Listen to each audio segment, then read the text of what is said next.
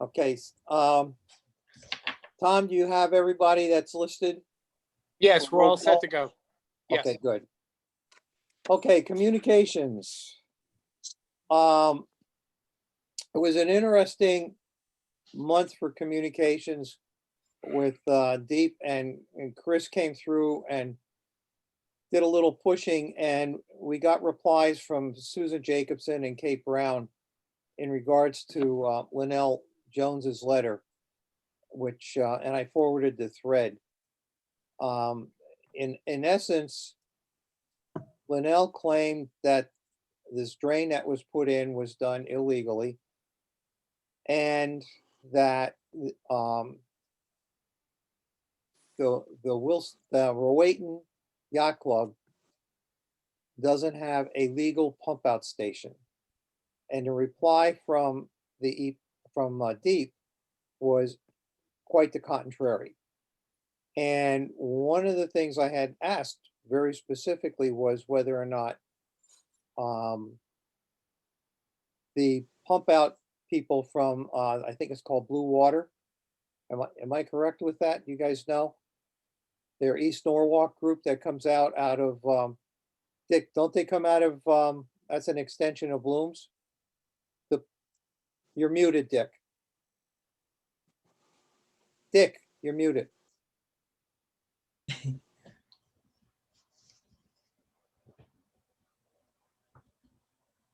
Dick, Louise. You hear me? yeah, Yeah. Okay. I don't know the answer to that. okay. But I've seen them in the area pumping out the boats quite frequently. And I wanted to know if that was in lieu of, or whether that was just a preferred method by the members. And they didn't have an answer for that, but realistically, they said they were legal because they were only required to have a portable pump out. And they did not have to have facilities for storage or anything else like that. So, and the idea about the drain, they had done an inspection and they felt everything was legal.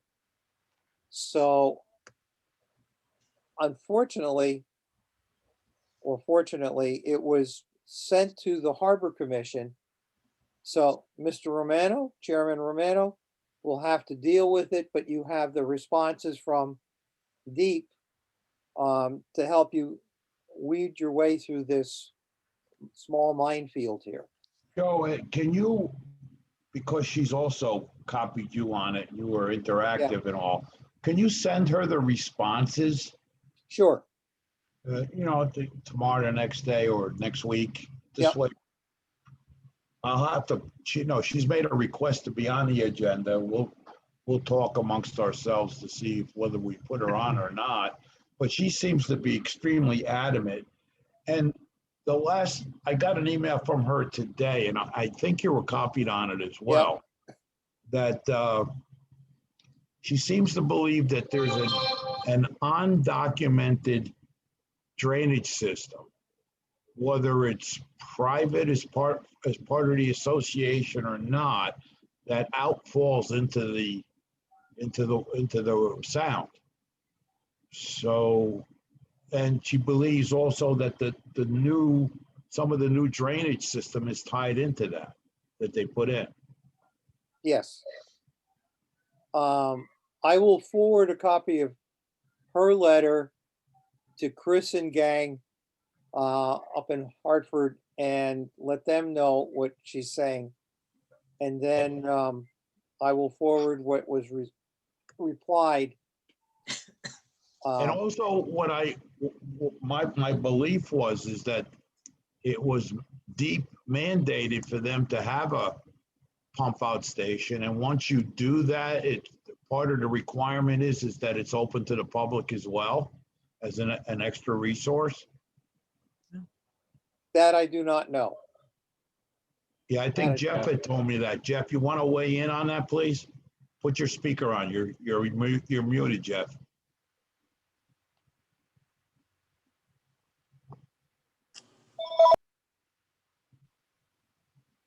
Oh, okay, so sorry. Joe, the letters that you forwarded this afternoon, those all seem to deal with the pump out rather than the storm drain. Then that's my omission because that should have been in one of the letters. Well, maybe I missed it, but is this the same drain that we spent a lot of attention or research on several years ago? As far as I know, yes. And at that time, maybe Chris can help with this, but it's not subject to the MS4 general permit for stormwater systems because it's not a municipal system. So I forget, Chris, how we talked about it, but it still needed a deep approval, right? Well, there are some provisions in the Coastal Area Management Act, I think, that might govern it, but it's really mostly a local issue, I think. But it's, yeah, so I don't know that I gotta go back, but Joe, you took photos of the drain from your boat. And Yes, I think we just need to understand what the approval process is for a storm drain that's not a municipal drain, but it's from a private homeowners association. And I don't recall how we left that. Is it draining a new I'm development? pretty sure. Is it draining a new development? I mean, at the time that a development is put in, there could be some provisions under their CAM certification to provide some stormwater management. But I think otherwise, I don't think there's any provision if there's a drain install because there's a drainage problem. I don't necessarily think that the state is going to be in any way certifying that or providing any. I think that was the issue, that the state doesn't get involved with it, and because it doesn't have to comply with the MS4 permit, but we can figure that out between now and the commission meeting. And on the other topic, John, I'm pretty sure that if you get state money for your pump out facility, it's got to be available for the general public to use. Well, from what I understand, they didn't get state money for it. They were required to buy it. So basically, that was their permit requirement, that they should buy one, not that they should operate it or make it available to the public. So that's what I really think very in compliance according to. I think that was her complaint also, that it was, still in the original crate, never been opened or used. Well, Yeah. What I'm asking for, Chris, maybe is some help as far as direction is concerned, because she's formulated some letters and requests to the Harbor Commission, and how best to handle this where we're not. From what I understand, Susan Jacobson and Kate Brown Kate is in boating and Sue is in the Land and Water Resource Division, which used to be OLIS, are working on a better method to be able to manage the pump outs. There aren't any records required. These people just are required to have a state to have purchased the pump, and they really do think that the pump out by boats is really a more manageable system, so that they're working on being able to get that available and make it kind of the way that things go toward in the future. I think the emergency pump is there for an emergency situation, but I'm not speaking for them on that.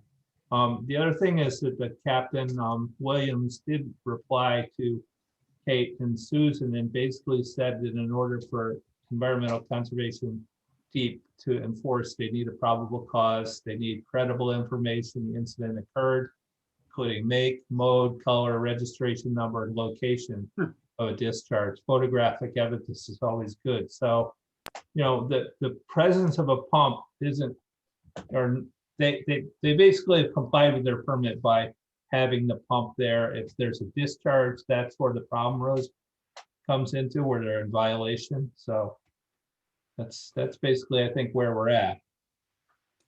I wanted just to weigh in briefly, and I'm so happy, John Romano, that the Harbor Commission and our commission are trying to be responsive. The one thing that I have found where there's a gap, and that is when a a private community, residential community, repairs or installs a storm drain that discharges into the waters through the regulated area for the Harbor Commission into a small harbor that does have some, especially, this is just an added potential issue, some natural shellfish beds nearby. And why would there not be any kind of regulatory, any kind of documentation required and permitting? So it sounds like we are, based upon what Joff also mentioned, that's one thing that I think if we could clear that up with a process written. There are other private entities like in Rowayton, probably East Norwalk, where there might be similar issues, and it would be so much, it would be helpful. We could educate the public after we find out the right process, because this, I can't imagine that Wilson Point can just continue to put in pipes and that discharge into the sound without any kind of oversight or any kind of written documentation. It wouldn't be fair to the rest of the citizens, but it also doesn't make sense. So When, Diane, when the Water Quality Committee was first formed, that first year, we had 2 interns that we hired, and they walked the entire coastline. And they found over 200 pipes that were undocumented going into coastal waters. And we could go forward and try and get regulations to handle that. But also looking in hindsight, we also have all the spots that the city would now have to go back and take care of themselves. And could they financially do that?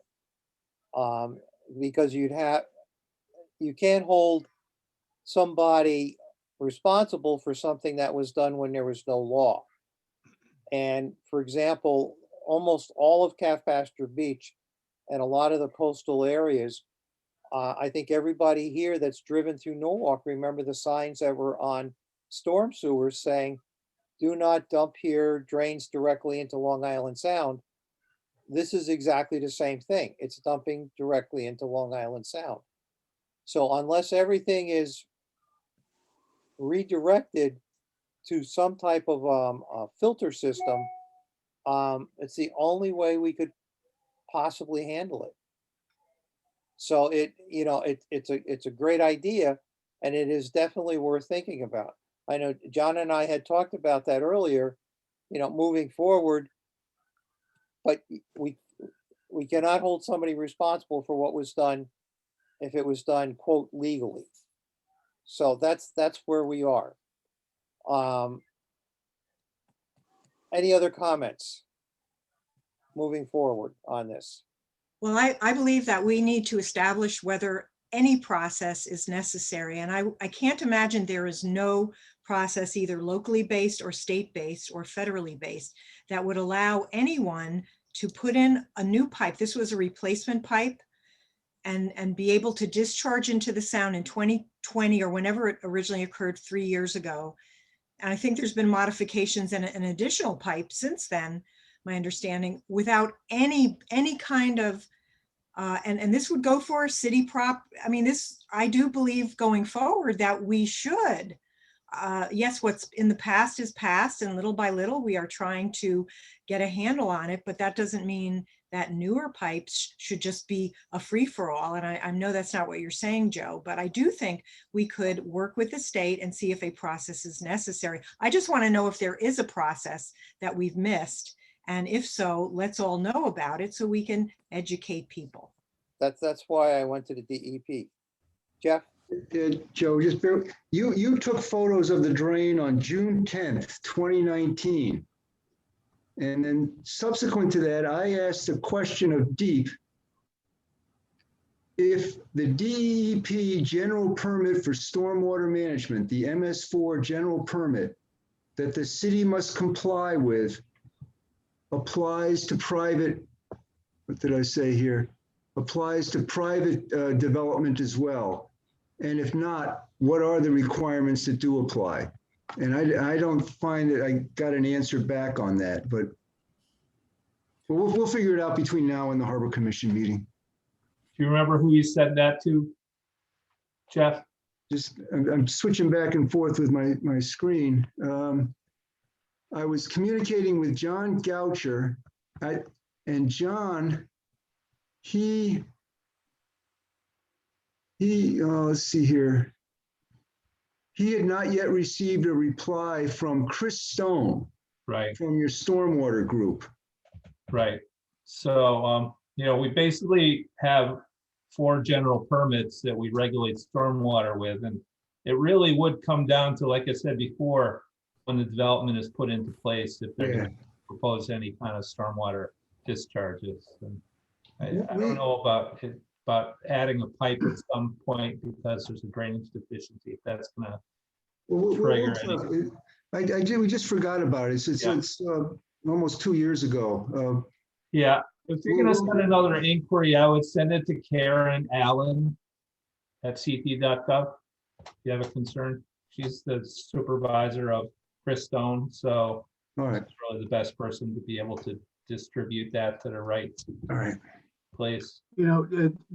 Joe, just for everybody else too, I'm sure someone at Save the Sound can give you a quick answer on that one. They have attorneys on their staff, and I'm sure they're a great resource to answer that question.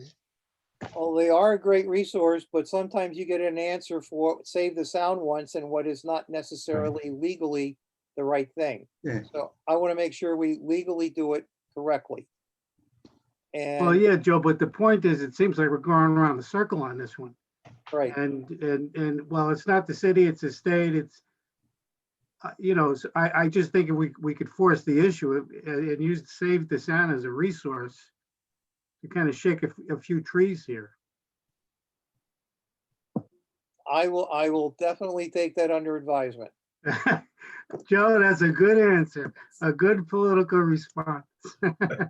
It's a lot more complicated. I understand. Okay, We'll figure it out. Yeah, you want to include details like the size of the pipe, the area that it drains, and any kind of evidence that there's pollution coming from that when you write to Karen.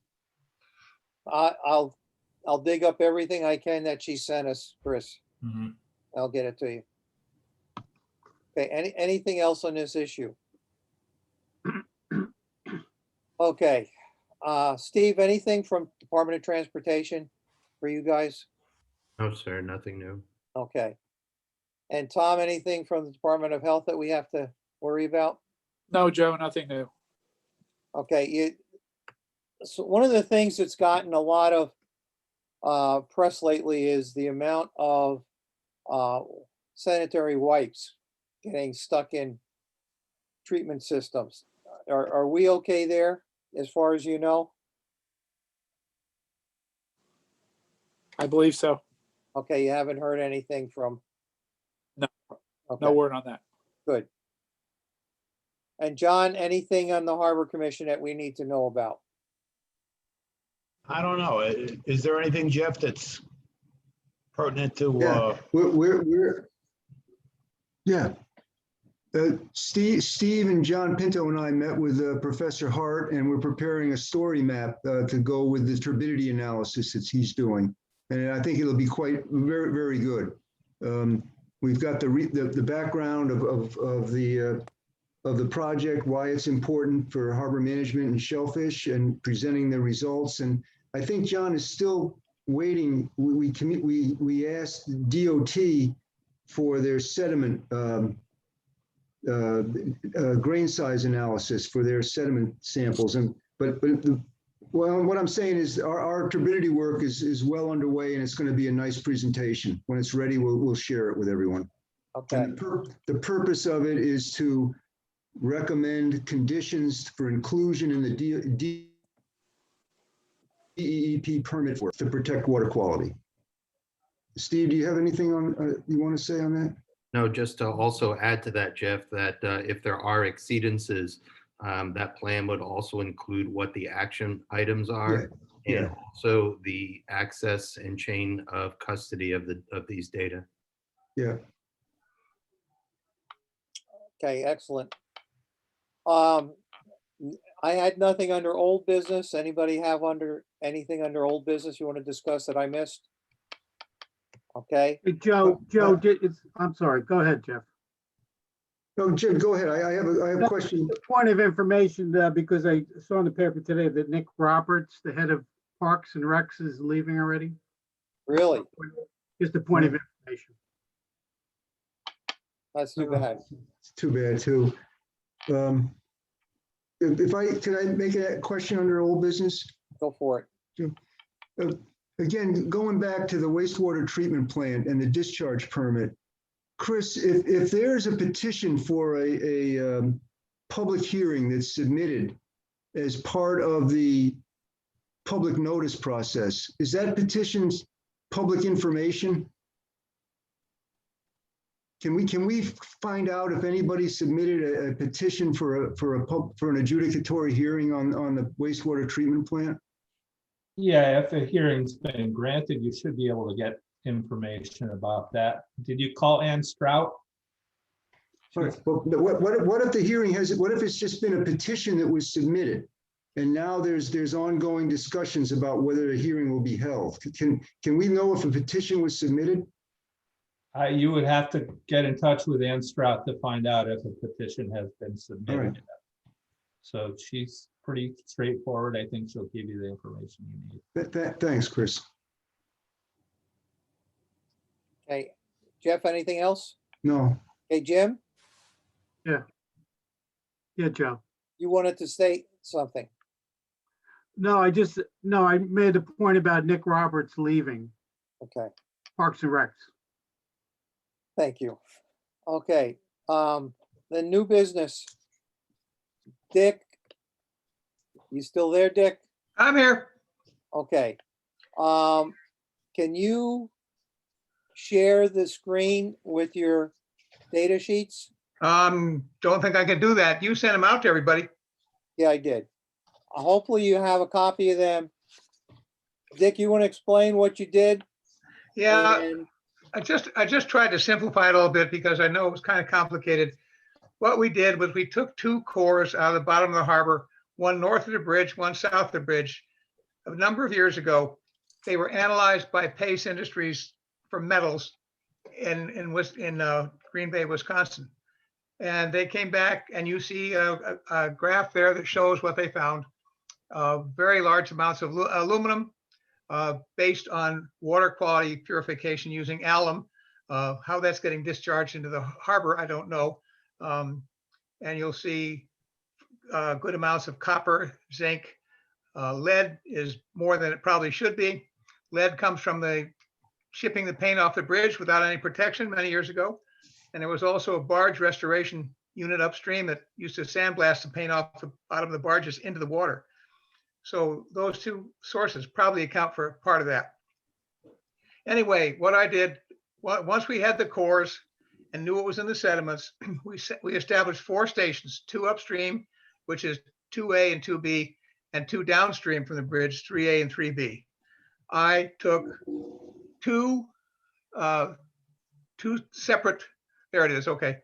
I took 2 separate runs on that transect, and we analyzed water at 2 meters down, sent that off to York Industries in Stratford, and asked them to analyze the metals in the water column.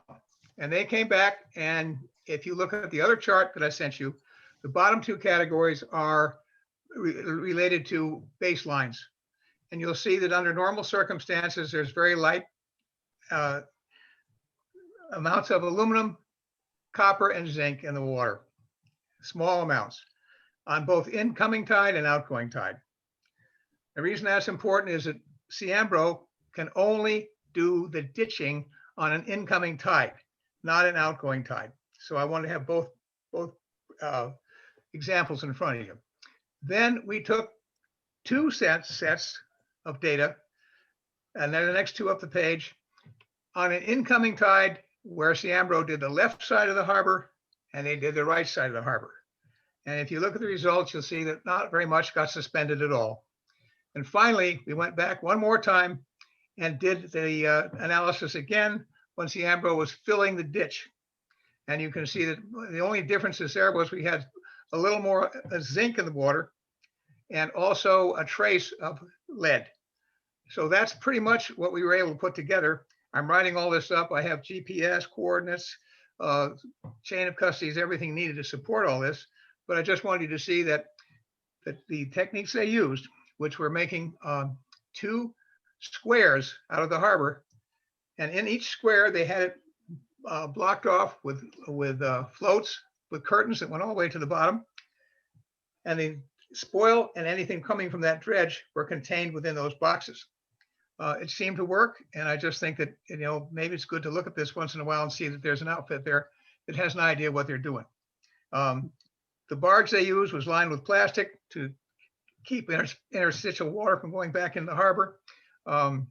They did use some of the dredge spoil to fill the new ditch, but they were only allowed to put in 4 feet by permit. The top 4 feet were a clean fill that was brought into the yard, and that's what they used to top it off. So any questions? Yeah, I Jeff. have a comment to make, and the comment is, it's not very often that I hear Dick Harris happy about what he's seeing. This is one of the cases where Dick called me and he said, I'm really excited about this. He said they're doing everything extremely well, Oh, good. Yeah. and it's heartwarming to see that they are. There'll be a full report coming out when I get to finishing it up. Thanks. Who did you do this for? I did it for the oyster industry, mainly for Bloom and some of his friends who were concerned about silt getting out into the oyster beds.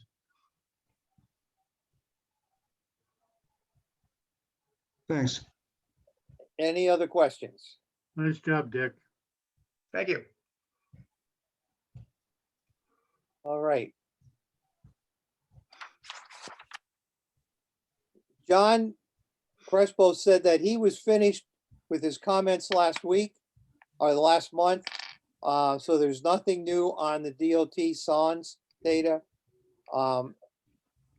Is there anything else any of you want to do before I ask the public, if there's any public out there?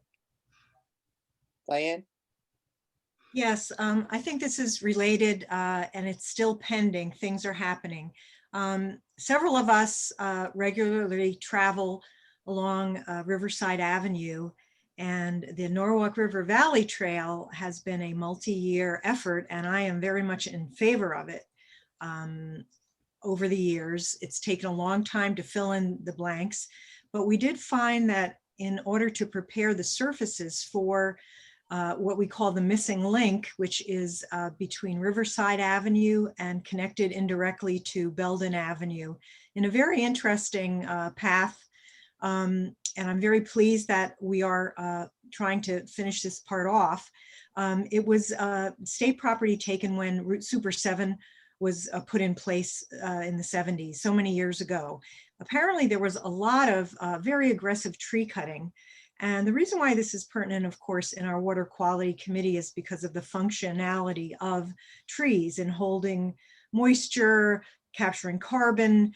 And so several of us contacted the Public Works just as citizens, not officially. Some folks from different groups also were called in order to try to establish. It all happened too late. Most of those trees were cut. It was very good that invasives were removed, which was always in the plan.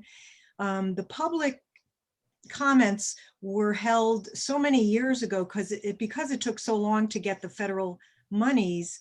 I and others will suggest for future projects that when there's been that much of a gap of years, that possibly having the city take a look and have a public listening session to see, because sometimes the science is evolving, or we may get new people that would have ideas about landscaping or trees and design of trails. So long story short is that many of us were not happy that so many trees that were not in the way. It was kind of like, let's cut down all the trees between 2 points instead of seeing if they could work with the landscape that was there and save the trees that were not diseased and were not invasive.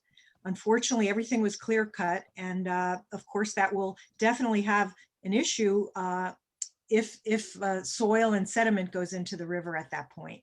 So I just wanted to make you aware that citizens have a great role in the work that we do and the city does. And we need to establish maybe some better practice in selecting which public trees are slated for removal when they're 30-inch diameter. They are very, very valuable, and replacing them with little saplings is not equivalent because trees have ecosystem service value. And it's kind of a new phrase that's being bandied about, but trees have always had value. And I know the city has a very low tree canopy, and it is directly and indirectly related to water quality. So I just wanted to make you aware. Many of us have asked the city to work with us to have a better process. I know this was state land, but the city is running the project. And then of course, maybe Louise might have something to say as well. NRVT people are all terrific groups are working on this. And it was kind of sad to see this happen. And you said it was the Department of Public Works that was cutting them, right? No, No, the Department of Public Works, they're managing the project. The state of Connecticut, I don't know who actually hired the Deering Company. I think it was the city, but I'm not sure. I didn't have time. I think it's the DOT is doing this for some reason. It's the DOT, but the city did come in. The Department of Public Works had not been notified that they were starting the project. They did come in and they did save one of the big oak trees, and they made some mitigations. And there are plans for a tree summit, tree advisory committee, tree alliance, getting together to review the city's process for saving older growth trees. So some things are in the works. Yeah, and I'm part of that, Louise, as well. And because we've found problems at, challenges at Oak Hills, and we've offered solutions, and there seems to be an ongoing need and pattern for looking at public trees, no matter whether they're on state land, Eversource land, on public parks and city properties. So a better, tighter process that's not burdensome, but at least make sure that we're not just automatically cutting down trees. Yeah, Diane is leading the way, I should have said. Thank No, you. no, no, no, for your I'm not, work on that. I'm not leading it, but I'm helping with it, so. Jeff? Is the Public Works Director, Diane, the tree warden? He is, and then Chris Torrey is his assistant tree warden. And they're aware of this. So on state, isn't there a provision whereby the city can request some sort of authority over trees on state highways? I don't know the law, but that's a good point. I'm sure the city, because they're running the project, they could influence and have selected which trees they would allow for cutting. I don't know the law. I think the law that applies or potentially would give the tree warden some sort of authority over trees on state highways, certain trees that pass through the city. I knew that, and I forget what it is now, but maybe that's something to negotiate with DOT. But anyway, And I think they did do that, right, Diane? I mean, there was a negotiation. The Department of Public Works came in and they saved some of the trees. So I think they are talking to each other now. I think it was just sudden and people didn't know that it was happening. And so everybody. So there was communication gaps, which happens, but it shouldn't happen anymore because this keeps happening, the aggressive tree removal. And so the problem was it was done so long ago. The permits were received. It was very complicated, probably too complicated. Our permitting processes should be less complicated. And so it was such a long time since all of our groups weighed in on the project that I haven't found out yet who pulled the trigger, so to speak, to begin cutting. And that is still being, I guess, investigated, not by me, but I'm sure that whatever we learn from this mistake. There is one tree that, because of some citizen upset, they had already started hacking it and trimming it. So it actually doesn't appear to be a viable tree anymore, but one tree was left across from Riverside Cemetery. So you all should go by. It's just sad that it could not have more communication closer to the beginning of the project. Lessons learned. A quick question, Diane. Yeah, I have a study that I got, I forget, I should probably forward it to you, of tree canopy. And I think that's the study that's referred to as concluding that Norwalk has the worst tree canopy of any town in Fairfield County. Yeah, Westcott. Westcog. yeah. It's 15% in South I Norwalk. think part of the issue, I want to call it being storm shy, is after we got hit with so many big storms and the trees came down and people were without power for a week to 10 days, they panicked. And anything that looked big and anything that looked like it could possibly do that in the future just got cut. And what a lot of people don't realize is that you could top these trees. They could still grow, they could still provide what we need from them and what they need, and not be as tall and not be as impacted by the storms. And Yeah. it just might mean taking a different look at the different growth that's out there.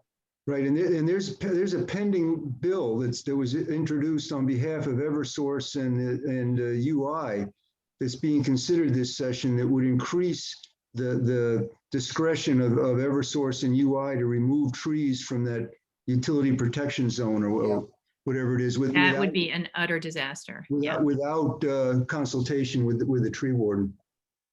Yes, we should influence people not to pass that because it gives them too much discretion. And what Chairman Joseph said is right, but unfortunately, at least Eversource has decided, because of what happened with their poor response time and the storms, they've decided that they will no longer just allow topping off trees that are under their high voltage and low voltage electric lines. They're just going to remove the trees. So that has an impact because we do have some of our public property, like at Oak Hills, where you have overhead lines. So it's worth taking a look. And Anthony Carr has stated that he is interested in notice, and he feels it is important to establish a better communication too. So we'll have reports to you in future months. Hopefully it will be improved upon. Well, thank you for bringing that to our attention tonight, Diane. Okay, are there any public comments? Do we have anybody in the public out there? No? There are 2 attendees. Yeah, there are 2 attendees. If you'd like to speak, please raise your hand electronically now and I will unmute you.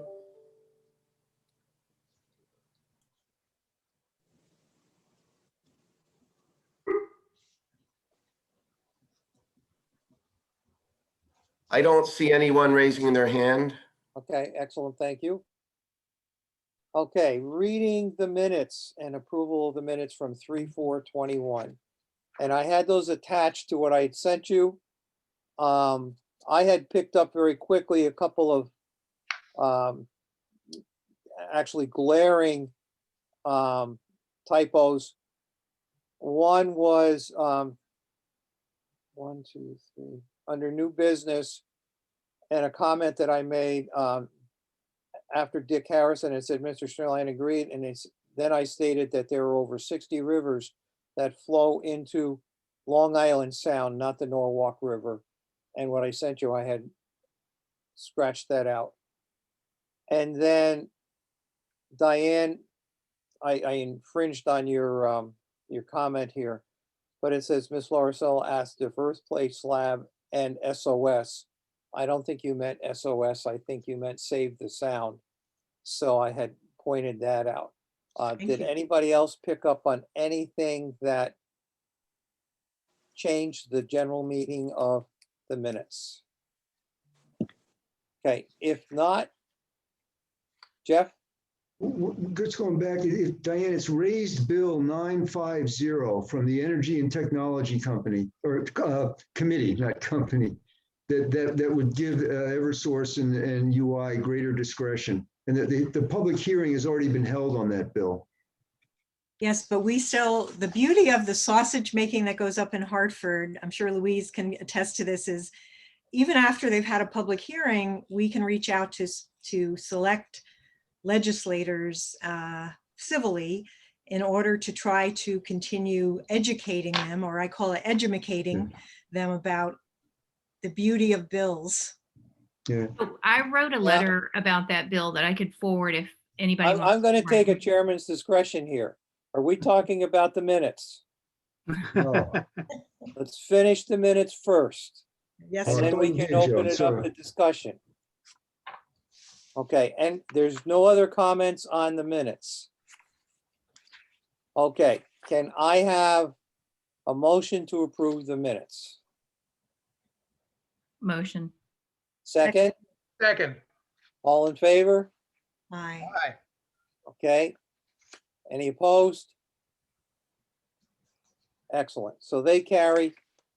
Now, if you'd like to bring up your discussion again, please feel free to continue. We No, still have time. No, sorry, Joe. I thought you were finished with the minutes. Nope. I'm finished. I wrote a letter about that bill, this sort of explaining it in water quality terms, and I'd be happy to send it to you, Joe, in case we would want to comment as a group. It's definitely That's great. environmentally horrendous. It's critical because it affects water quality and also water storage. And it also affects the health of people here. I was just going over this with people at the Aspetuck Land Trust because the trees are tremendous filters. And we have probably one of the highest incidences of asthma and other respiratory issues in most of New England. And with the absence of trees, it's only going to get worse. So it becomes a health issue overall. So it affects us in multiple levels. So yes, I would appreciate it. Okay, I'll forward. I'm sending it right now. Okay, I have nothing else. Next meeting is May 6th. Can I have a motion to adjourn? You guys want to keep going? Thanks, Steve. And a second, Second. all in favor? Aye. Adios. Thanks, everybody. Joe. What time is the shellfish gonna commence? 7:15. Okay. Thank you all. Thanks, Joe. Be Stay well, safe. everybody. Take care.